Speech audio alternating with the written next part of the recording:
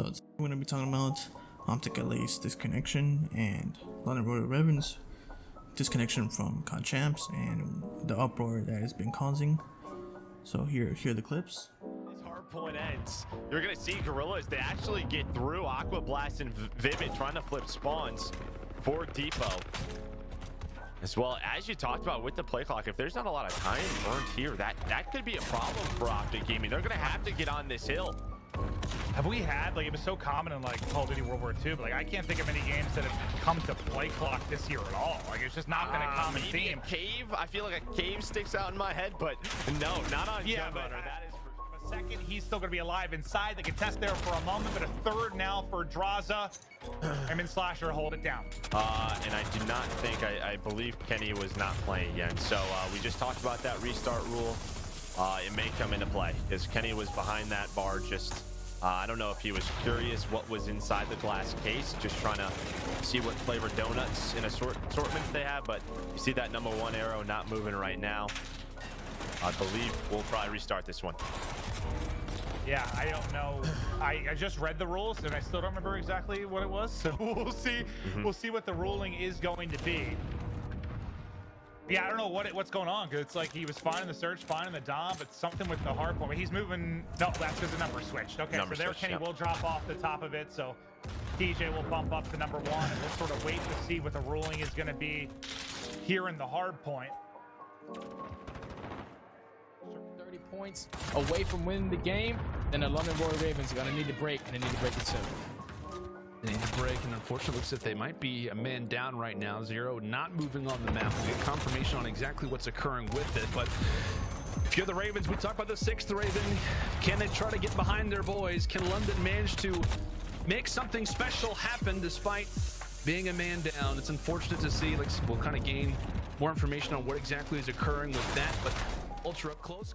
So what is going on in the community after these disconnections? A lot of people are saying that they should not be going through with the event and should cancel the event and save the money for next year, which would be smart, or postpone it, which is what I'm saying, and make a pause feature, even though it would give teams more practice and it would be more unfair for the other teams.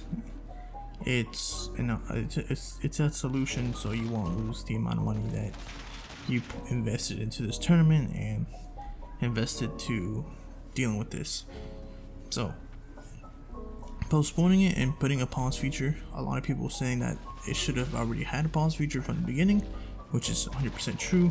I can't believe they don't have a pause feature, since a lot of teams and games have pause features in their games. So why do you need a pause feature? Well, if a person disconnects, you can reconnect them by pausing the game, keeping it frozen. Everybody's in there, all the characters are in there, but the players are disconnected, so you could just reconnect them.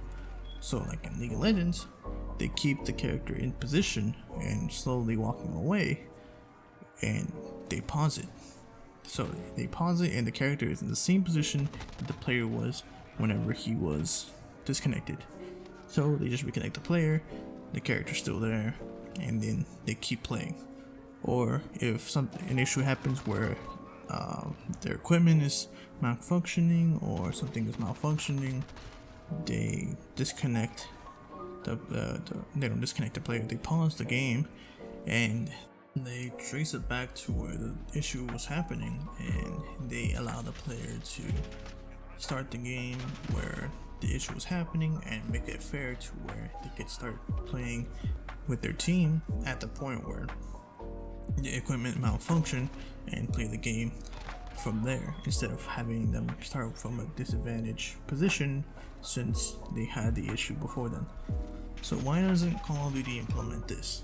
Well, it does take a lot of time and a lot of money. They already invested a lot of money into COD champs, and also they're kind of cheap since they don't even want to do the whole bubble thing with the players, which I see why, because it is very expensive. But they could have just implemented a pause feature, but from what I'm seeing, us asking for a pause feature is just being an annoyance, and they're gonna go through with the tournament without adding a pause feature. So the best thing we could do is just hope that the players don't disconnect, and hope that a lot of the matches just go smoothly, and hope that a lot of people aren't truly disconnecting like how the players are saying. A lot of people are disconnecting from matches, which is another thing that is coming up, that after these disconnections a lot of people are disconnecting due to people doxing them because the bracket needs to be perfect, because the person with the best bracket wins $100,000, and that is something that really can't happen when you're playing online. If you're playing online, you can't be doing that, since it's going to allow people to think, alright, well, if I disconnect a certain player after the 150 point rule, you can't really, you know, do anything about it, since there is a rule saying that if it's past 150 points combined, well, you can't really do anything, since the rule is a rule, and since the rule is out in the public, a lot of people can just exploit it, and since it's online, just disconnect the game. No, disconnect the player after the game is past 150 points, and that's that. In my opinion, just postpone champs and add a pause feature, but I don't know if they're gonna really add it, or just cancel it. A lot of people are saying to cancel, like a lot of pros, since a lot of pros are saying to cancel champs and add the revenue to next year, which it would be pretty smart, since it would make the next year's prize pool bigger, or the wider prize pool of the year bigger, and bring more people in, since the bigger prize pool, a lot more viewers are going to be interested in who's going to win the big money, and they're going to be more interested in the league. And also a better game is going to be out next year, at least I believe so, and hopefully they do have better competitive integrity, and also there might be LAN next year. So this is very much a really big problem that Activision is going to have to fix now, or just cancel it and save it for next year. And the solution may be really to save it for next year, since it's going to be a new game, probably a better game, bigger price pool equals bigger views, and also it's going to be more competitive integrity, since it's going to be in LAN. That's all I gotta talk about. That's literally just the overview of what's going on.